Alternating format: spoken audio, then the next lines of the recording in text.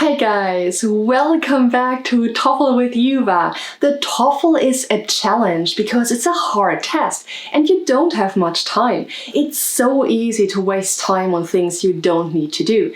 In this video, I will give you 9 time management tips so you can use your time efficiently. Let's get started. Let's start with tip number 1, use templates. Guys, this is one of the best ways to save time and boost your score in the TOEFL. Use templates for TOEFL speaking and writing. What is a template? A template gives you sentence starters that include great vocabulary and that help you organize your answer.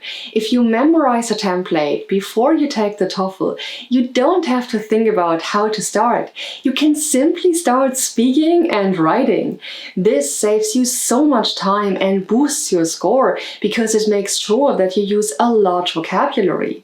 You can find templates for all the TOEFL speaking and writing tasks in my TOEFL materials. Just click on the link in the description. Tip number 2 is practice with a timer. Practicing will help you get used to the time allowed for each section. I like to practice with a timer so I become familiar with the length. Set the timer for the proper amount on the real test. Each section is different, so make sure you use the correct number. Don't worry if you run over the first time you try taking a test. In fact, that's normal. Go ahead and finish the section. However, you might want to make a note of how long it really took you, so you can try to increase your pace. As you practice, you will get better and you won't be surprised by the length during the real test. We will move on to tip number 3, develop a strategy. When you're practicing, you should also develop a strategy for each section. Let's take TOEFL reading as an example. A huge mistake many students make is to start reading the whole passage. Guys, don't do this. It's an enormous waste of time and doesn't help you. Why is it not useful? Because if you start reading the passage first, you don't know what the questions are about. So you don't know what you need to look for in the passage. Which information do you need to answer the questions correctly? You have absolutely no clue. So the time you spend reading the passage is wasted. Instead, a good strategy is to start reading the first question. Have a look at it. Check out the answer choices and then scan the passage to find the information you need in order to answer the question. This is so much faster than reading the whole thing. Similarly, you need strategies for all other TOEFL tasks so you can maximize your time. I show you strategies for each task in my TOEFL materials. If you want to make the most out of your time and boost your score, check them out. The link is in the description. Let's check out tip number 4, decide your point of view. As part of the TOEFL test, you have to talk and write about your own opinions and views. You're not given a lot of time to prepare your response though. Here's a very important point to remember when taking the test. Your opinion doesn't matter. Now, I can hear you saying, Juva, you must be crazy. Let me explain. You are not scored on which side of an argument you take. You can argue that a plan is good or a plan is bad. Both sides are acceptable. You can get a full score for either side. Instead, you are scored on how well you structure your argument. You are scored on using good vocabulary, pronunciation, grammar, and a logical flow of ideas. In other words, you are scored on your language skills rather than your opinion. With that in mind, don't waste time trying to come up with a creative response. If you don't have a strong opinion, just select a side and talk about it. To manage your time well, pick a point of view quickly. That way, you can save time to organize your ideas and examples. And this brings us to tip number 5, make examples short. In TOEFL writing and speaking, you have to give examples to support your opinions. Pick very clear examples and make them short. In fact, complex, long examples are harder to follow. Give 1 or 2 sentences, not long stories with unrelated background. I find that many students feel that there needs to be more explanation and they run out of time because they add details that are unrelated to the argument.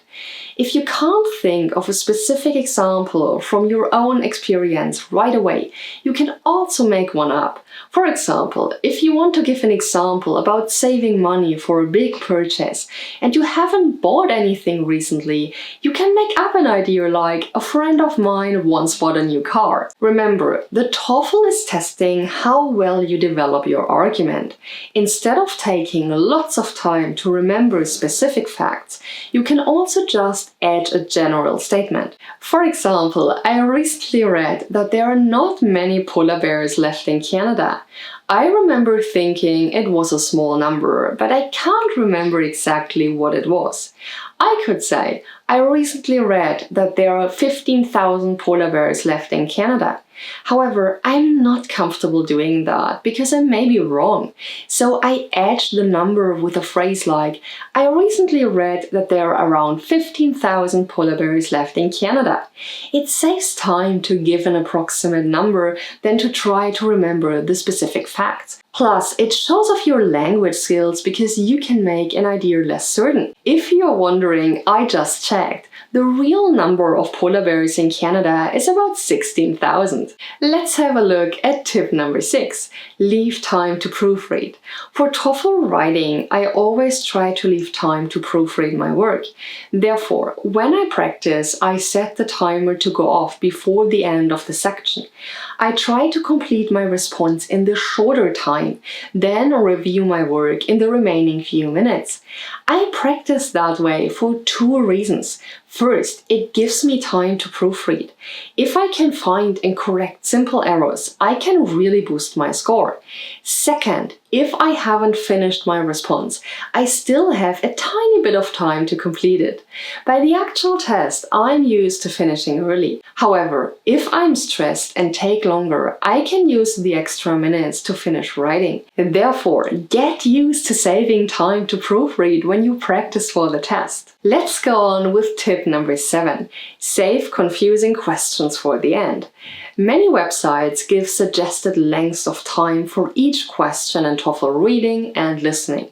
They say you have 30 seconds to answer one type or 45 to answer another. Well, I don't worry about that kind of timing. The reason is that I spend too much time checking the clock if I have to decide the length of time per question. Some questions are easier and others harder. Therefore, I start by answering the questions I am confident about.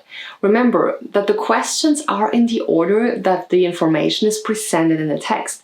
I just skip over questions I don't understand well and then go back to them later.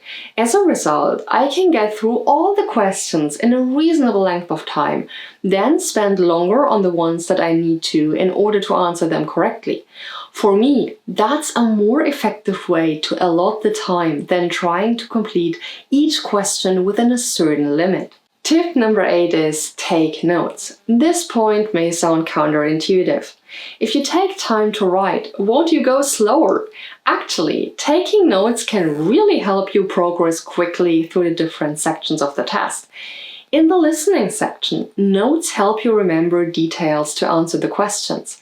In the speaking and writing sections, notes help you structure your responses. But what about the reading section? I still take notes, but not about the passage. Instead, I use the extra paper to know which answer choices I have eliminated.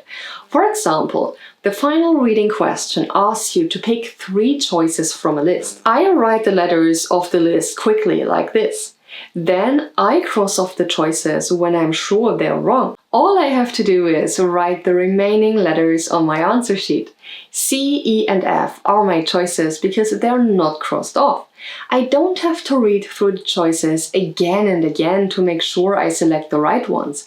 I also write down the number of the questions that I skip to make sure I go back to them.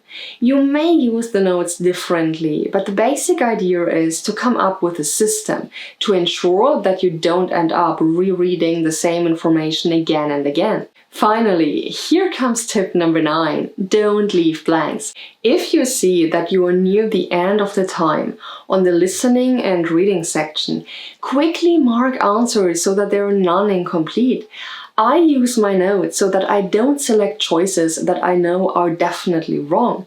For example, I may be undecided between 2 choices and don't have time to go back and confirm which is right. Granted, you will probably get a few of these wrong. However, you may get lucky and get one right, boosting your score.